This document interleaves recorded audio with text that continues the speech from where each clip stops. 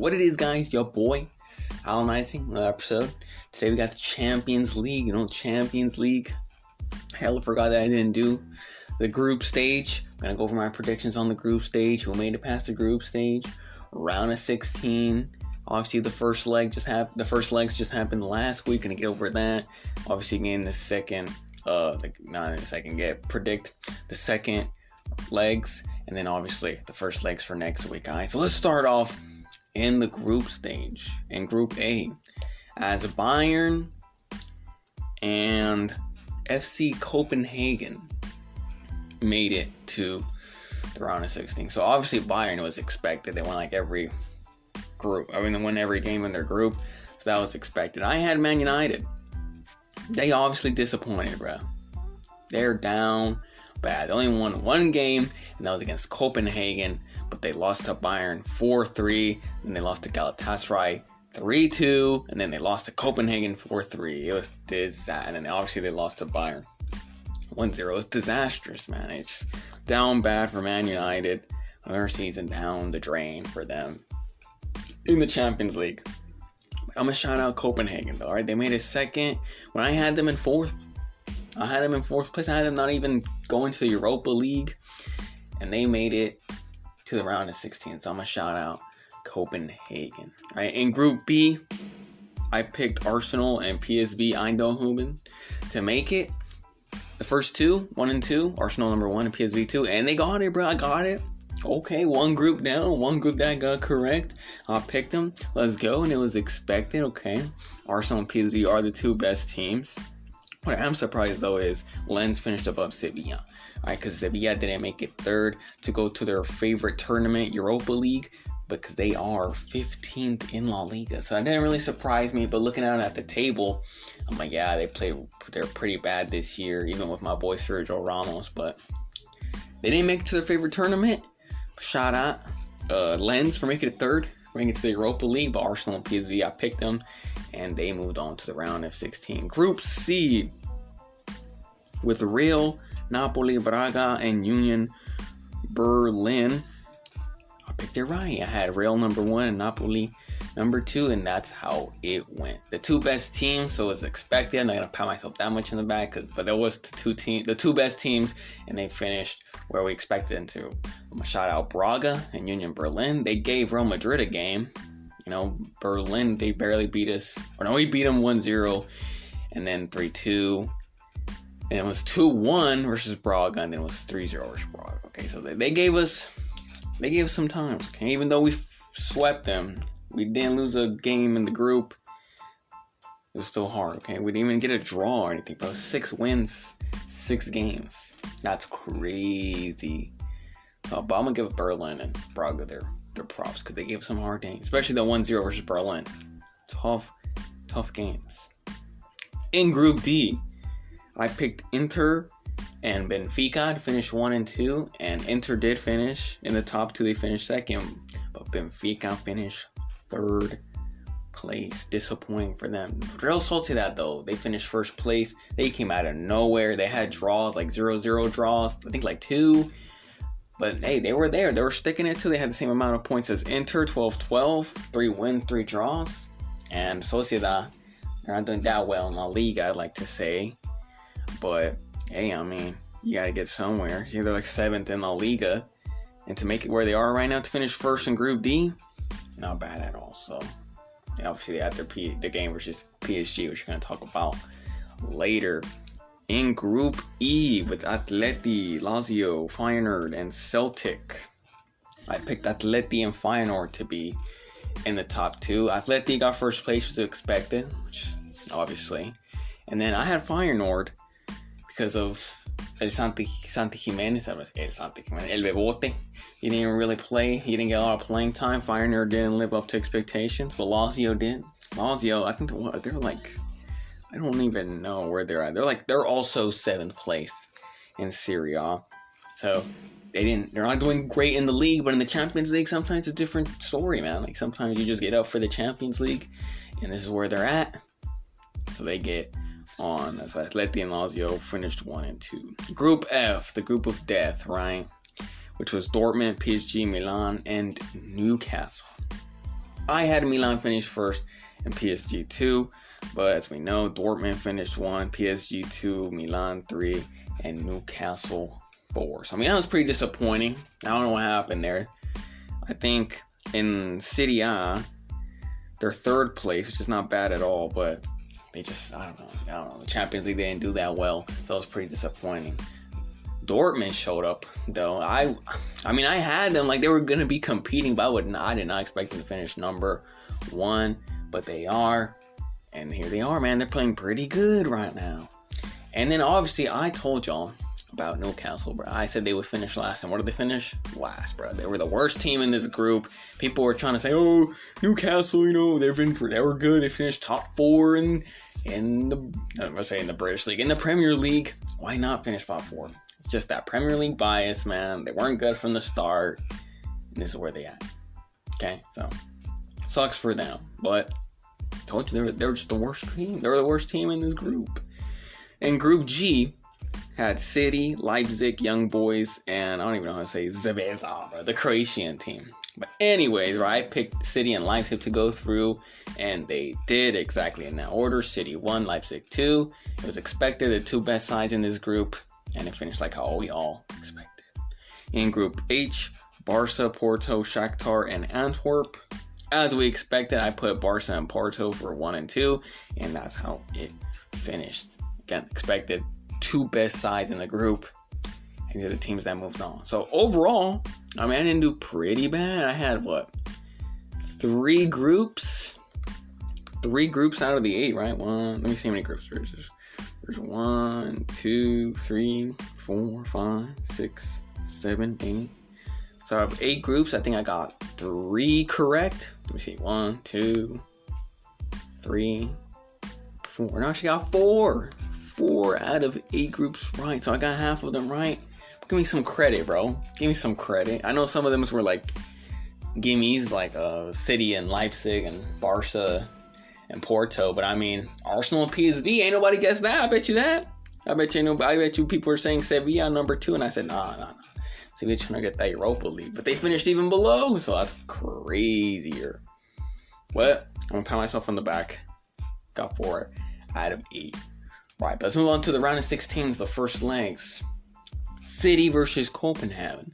So I had City actually beating them 5-0 in the first leg, but they won 3-1, which is not, it's not so off from my prediction, but I guess I downplayed Copenhagen. But City, bro, they had 80% of possession, 27 shots to Copenhagen's 4.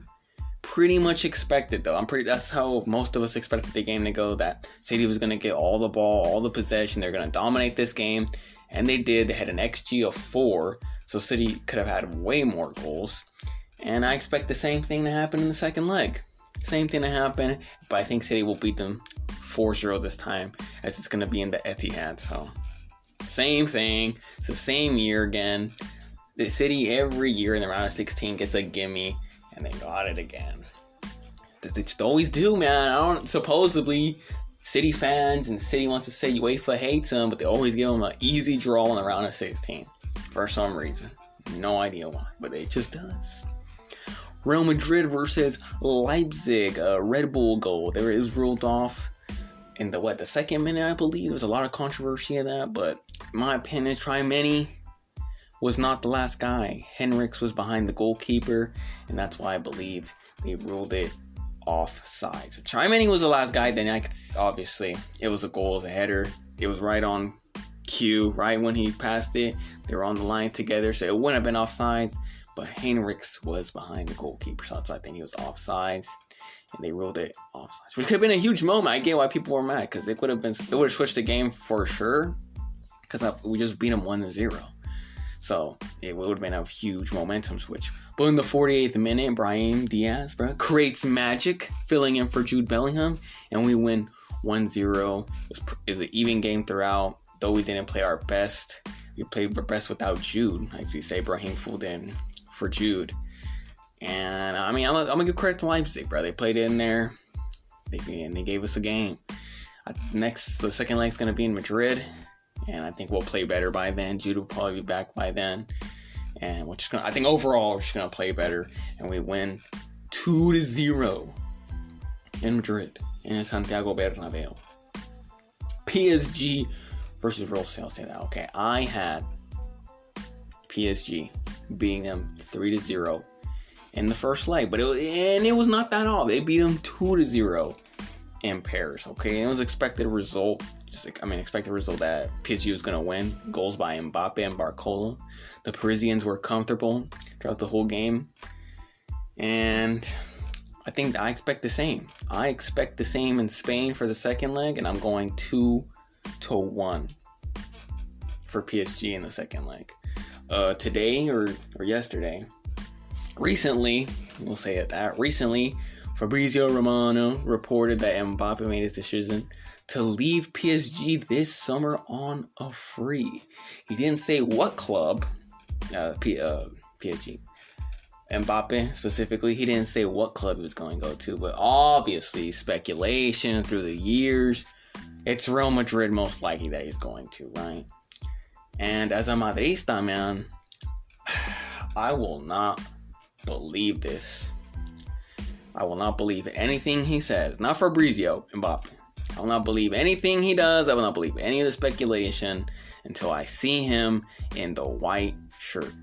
Okay, he might say, "Oh yeah, there might come an agreement already where they already have a verbal agreement." I'm not gonna believe it. Okay, not gonna believe it till I see him in the white shirt with the presentation. Okay, when they have the presentation and they have the press conference and they go down the Bernabeu and they do the little tricks and things and that presentation, that's when I'm gonna believe it. Other than that, not believing it. Right? Too many years of this speculation, bro. Him rejecting us. And I remember when he was in Monaco, and supposedly he wanted to come, didn't come, went with PSG. And then 2022, the heartbreaker, man. Where he was gonna come, he's coming, and that bro signed a 2-year, obviously 2 years. It was like a 3-year extension, but it was a 2-year extension with the third year being an option year. Okay, I don't know. So I really don't believe. I want to believe it, obviously, but I don't know.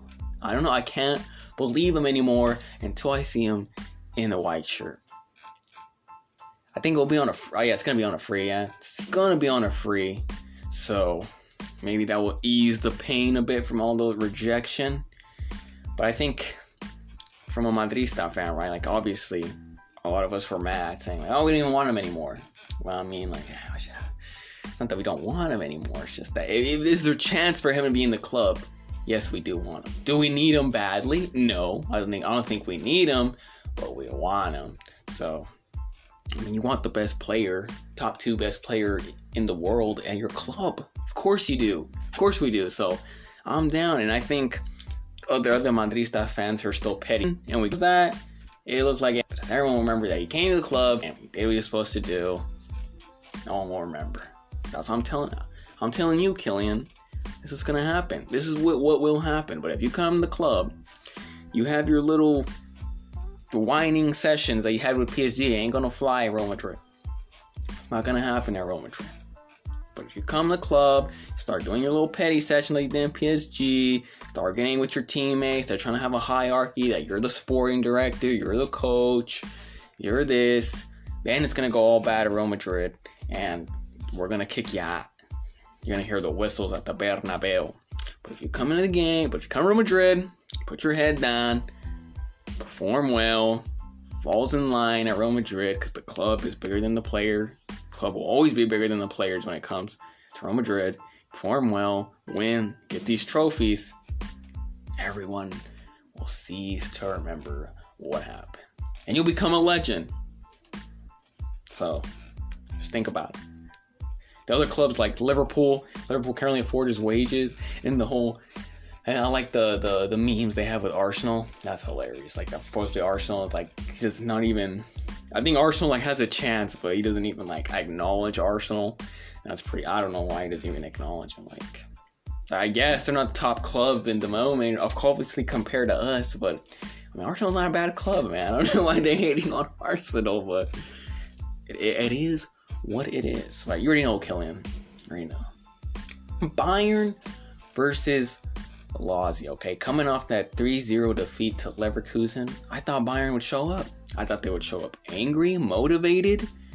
They wanted to put a beating on Lazio, and they did not do that. They did the opposite. They lost 1-0 with no energy, with 60% of possession. They had 17 shots, but 0 were on target. 0. That's insane. Red card for Upamecano in the 40th minute or around there for a reckless tackle, which led to Immobile's penalty goal, which gave the 1-0. Okay, awful performances by the Bayern in both games, in the Leverkusen game and the Lazio game. Right, Tuchel's job is in jeopardy for sure, 100%. They're second in the Bundesliga, and yes, in other places that's fine if you're second place, whatever. But this is Bayern. This is the 11th, 12th time straight champions of La Bundesliga. Okay, you cannot be second place, and they're second place right now with a few L's. And you can't have a few L's if you're Bayern in the Bundesliga. That just doesn't happen. Okay, that's what he has right now. They're down 1-0 in the round of 16 of the Champions League. They're out of all the other competitions that they are available in, like the Polka, what are the German? All the German cups that are there. Yeah, the DFB Polka. All those, they're not in it. They're all out. If they lose in the second leg in Munich and are eliminated in the UCL round of 16 as favorites, Tuchel's getting sacked. No question about that. He's getting sacked if they lose that second game. Like, even if they play outstanding and Lazio somehow plays outstanding too, and Lazio beats him even though it was a great game, he's still getting sacked. Because you cannot get eliminated. You're Bayern. You're the favorites right now. You cannot get eliminated in the round of 16. That happens, bro, even probably before the game ends. Like, the game's about to end 90th minute. Rummenigge? He's being the president, Oliver Kahn. They're about to call Tuchel from the sideline, be like, yeah, buddy, you're sacked. Don't even bother going to the locker room. Take your stuff, clean out your office, and just go. Don't even go back to the locker room. I bet you that would happen. Bro. Like, can't be doing that in the Die Rotten in Bavaria. It can't happen that, okay? So, unacceptable. But all that saying, I think the Bavarians will win in the second leg, 3-0. So it's going to be 3-1 aggregate, and they're going to progress on. Okay, because I believe in Bayern. I believe in Tuchel, man. I like Tuchel. I don't know why Bayern has played the way they have under him, because he's a good manager and they have great players. But then I was looking at the squad and not the squad, but the starters that he puts on. And, they're just, I don't know, he makes weird decisions where it's why would you start him over him? I don't know why he has some type of relationship with Kimmich and Goretzka. He doesn't fancy them, even though they're, the two best midfielders that they have, but he just doesn't fancy them for some reason. So maybe because he villainizes the best players on the team. Maybe that's why they don't get along, and that's why he puts it on other players that are not as good. But he sees them in training. So that's probably where the disconnect is. But I don't know. Okay, I'm not in the training ground, but that's just looking at it from a different perspective. But I believe in them. I believe they progress. Let's get on to the first leg predictions for next week as Inter and Atleti play each other on Tuesday, I believe. Okay, this one's gonna be spicy, bro. Similar styles by similar coaches, Inzaghi, Simeone. They like that defensive. They like that 5 in the back, okay, with wing backs. They like to play that. Or not even 5 in the back. Sometimes it could be mostly defensive. You know how Diego Simeone likes his 4-4-2. But he will play with the back 5. He will. We know that. So let's see how it gets. They're both physical teams. Inter's playing great. The best team in Italy right now. Atleti's top 3 in La Liga. Think. No, wait, not 4 right now. They're 4th place right now. But you know what I'm talking about.